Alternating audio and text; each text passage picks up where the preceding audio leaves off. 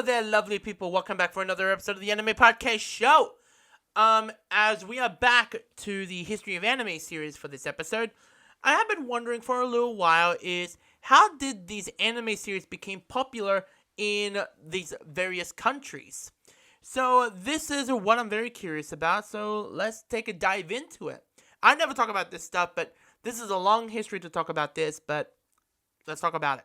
I talked about these videos before, but those videos were about anime for the 1960s to the 2000s.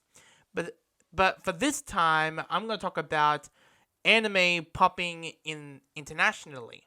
So I'm talking about is the English audience. But for this video, it would be about how did the start of the pop culture of Japanese animation in the USA. So in the very beginning, this is how it all started. So it started before anime is what it is today.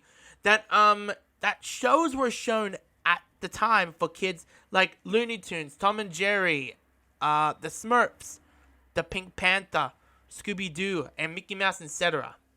And it will be around the 40s, 50s, 60s through the 80s. Anime started popping in the States, I believe, but it made a little impact in the 60s with Astro Boy and Speed Racer. Then in the 1970s, Battle of the Planets and Star Blazers making their through there. But then making through to the 1980s on their heavy run for Robotech, Voltron becomes the format of anime dubbing before we lead to the 1990s, a very popular series.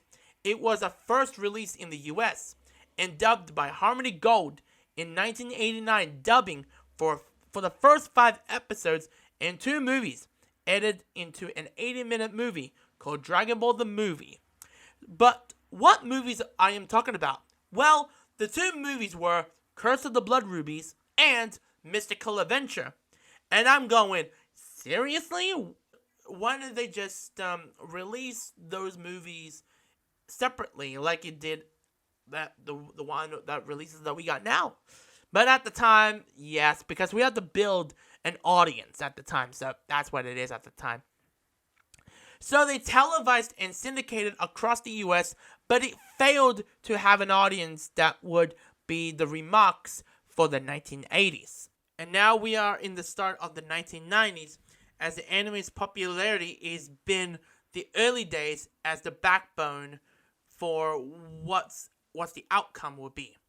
It has taken the world by storm, starting off in the Sci-Fi Channel with Ninja Scroll, Akira, Vampire Hunter D, and having their own theatrical runs limited to their theatrical releases, kicking off with Akira, the Miyazaki films, Lupin the Third, but the Lupin the Third movie I'm talking about is Castle of Cagliostro and Fist of the North Star movie. Before the US began their run, Canada kicked off their run on anime, starting with Ranma Half, produced by Viz Media and been dubbed by Ocean Productions. When going through the 1995 to mid-1990s, that would be a period as the mainstream back then would be called, used to called Japanimation. In 1995, kicks off with this magical girl series named Sailor Moon. It actually failed to find their audience at a 5 a.m. morning time slot as a first syndicated run for the first 2 seasons. Hey, it feels the same thing with the seamless series produced by Saban. I'm talking about Dragon Ball Z. After a failed 13-episode run from Dragon Ball, as for their second run, but canceling a dub with a new production, a new company at the time in 1996, that would be Funimation.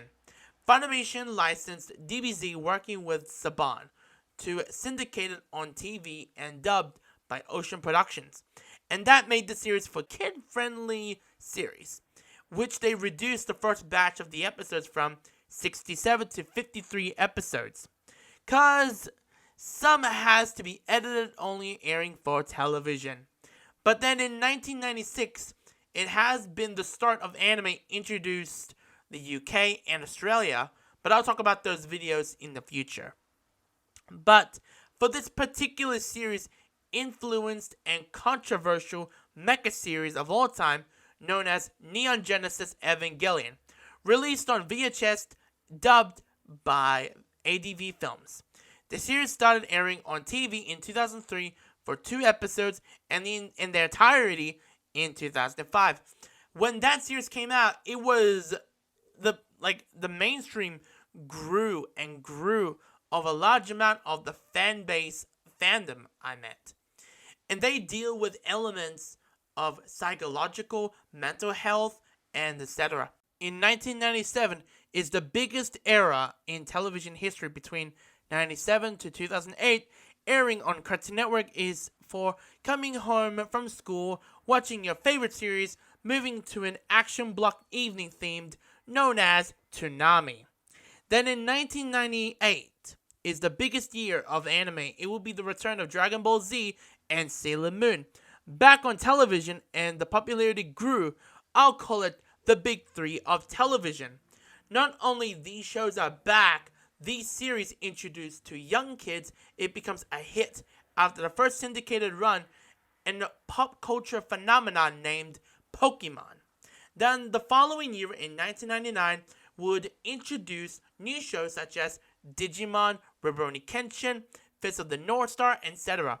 Blowing up into internationally, but not only that, on television, blowing up into theatrical movies would introduce anime films in your local theaters to see anime on the big screen.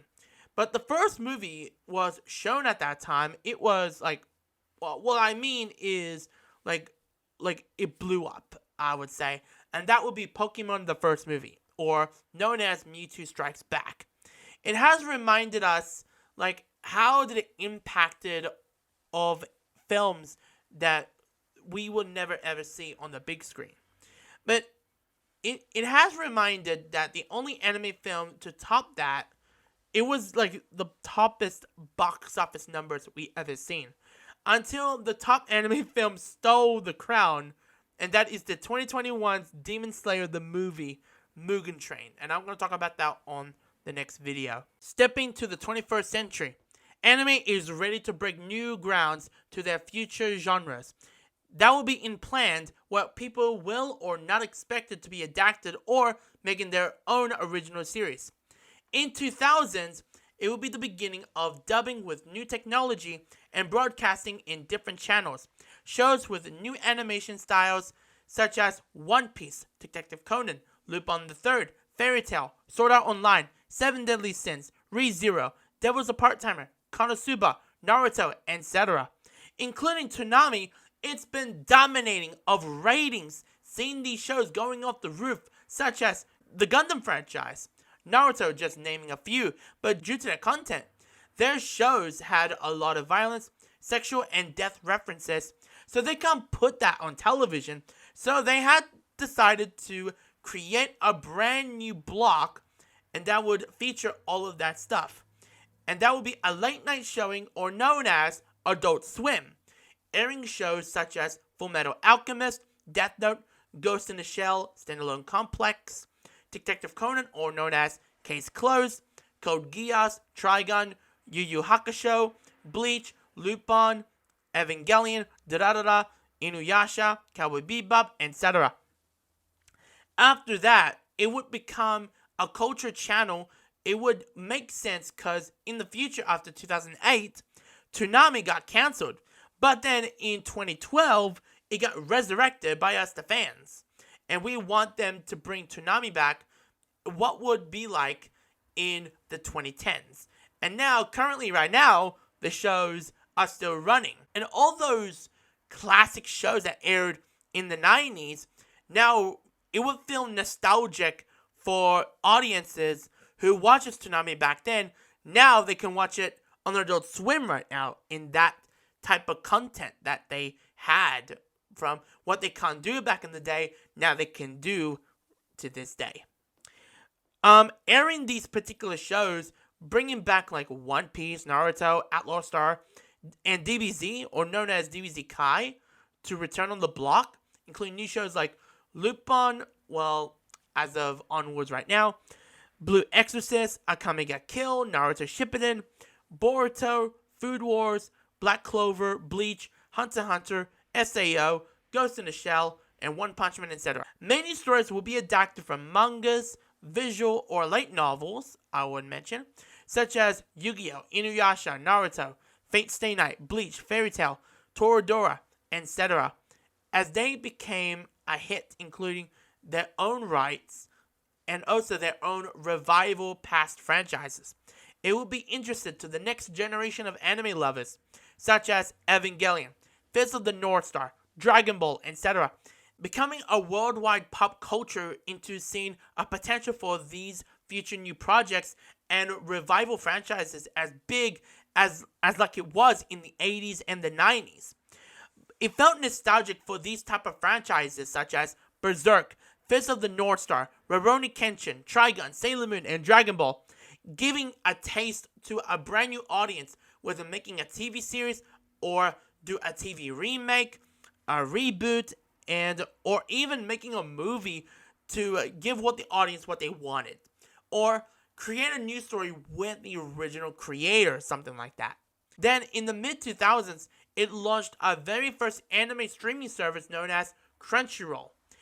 It would be something that will be coming out in the next decade.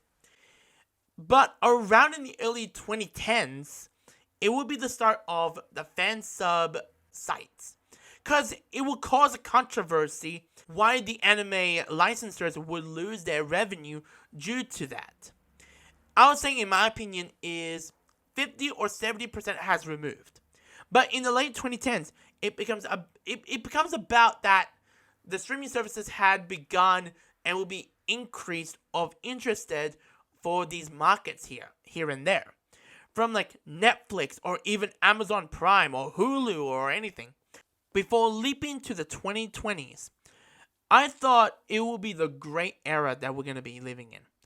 Well, now it means it's not going to be a good thing for the future. But anyway, it was announced by Funimation, Sony is going to be bidding for a 95% stake for over $143 million until Sony announces that they would be acquiring Crunchyroll for $1.175 billion under Funimation's name once the acquisition will be finalized. And it will be completed, they're finalized in 2022. They announced all your favorite anime shows and movies will be postponed in productions and no dubbing for a long time because we're on a freaking pandemic.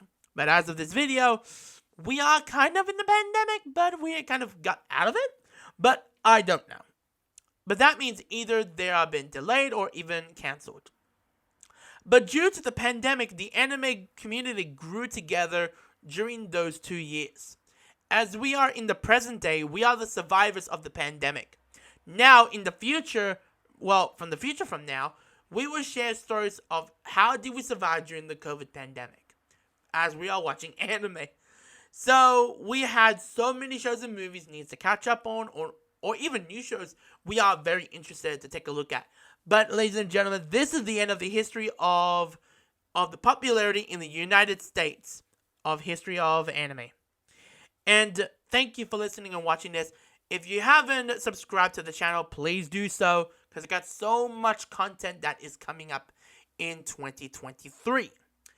And if you haven't clicked that notification bell, do so, because like I just mentioned, 2023 is coming around.